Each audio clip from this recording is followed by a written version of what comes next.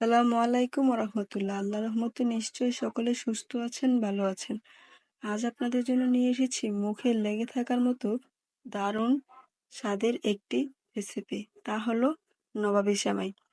নবাবী সেমাই কথাটা শুনলেই কিন্তু বাড়িটা যখন কেউ খাবে তখন কিন্তু তার মধ্যে একটু নবাবী নবাবী ভাব আসবে।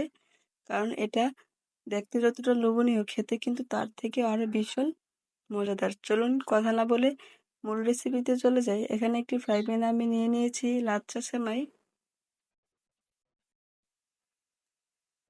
তার মধ্যে দিয়ে দিব 3 টেবিল চামচ চিনি।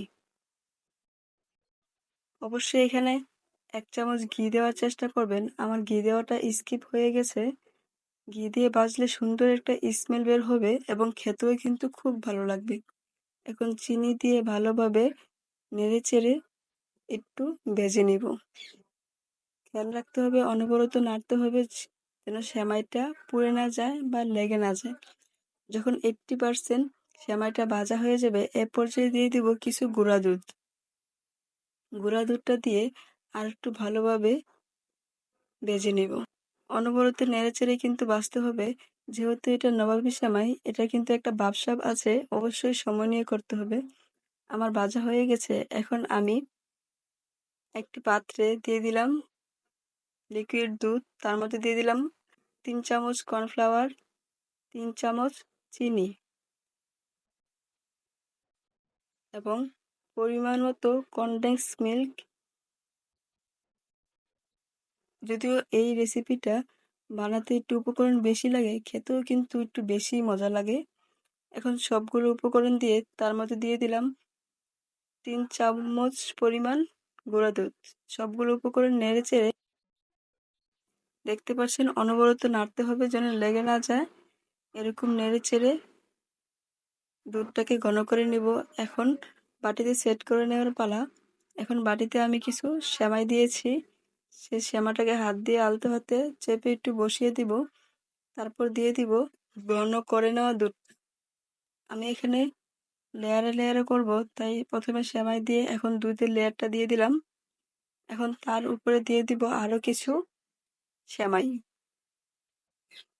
আপনারা লেয়ারটা যত বেশি করবেন এটা কিন্তু খেতে আর একটু বেশি ভালো লাগবে এবং দেখতেও সুন্দর লাগবে। আমি এখানে 2 লেয়ারের করব। এখন আমি উপর থেকে আরো কিছু সেমাই ভালোভাবে চারো সাইড থেকে ছড়িয়ে দিব। দিয়ে আলতো হাতে আবার হালকা হালকা করে একটু চেপে চেপে বসিয়ে দিব। যখন বসানো হয়ে যাবে তখন আমি উপর থেকে আবার দিয়ে দিব সেই ঘন দুধের মিশ্রণ। এভাবে সব সাইডে ভালো করে দিয়ে সেট করে নিব।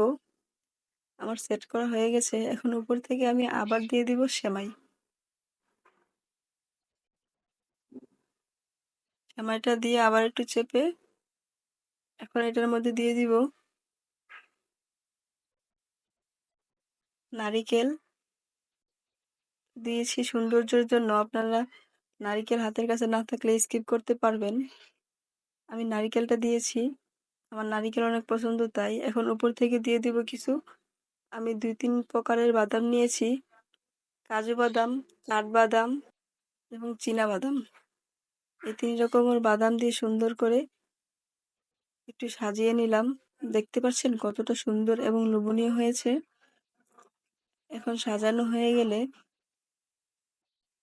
ঢাকনা দিয়ে ঢেকে নর্মাল ফ্রিজে রেখে দিব 1 ঘন্টা। এটা কিন্তু ঠান্ডা করে খেতে হয়, তাহলে বেশি ভালো লাগে। 1 ঘন্টা পর ফিরে এলাম। এখন আপনাদেরকে দেখিয়ে দিচ্ছি এটা কতটা লোভনীয় হয়েছে। মাশাআল্লাহ, মাশাআল্লাহ।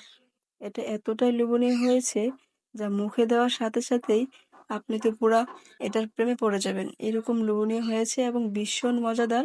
সকলে পছন্দ করবে এরকম একটি রেসিপি। আপনারা চাইলে বাসায় বানাতে পারেন। ভিডিওটি ভালো লাগলে লাইক, কমেন্ট, শেয়ার করতে ভুলবেন না। আজকের মতো এই পর্যন্তই। আল্লাহ হাফেজ, টাটা।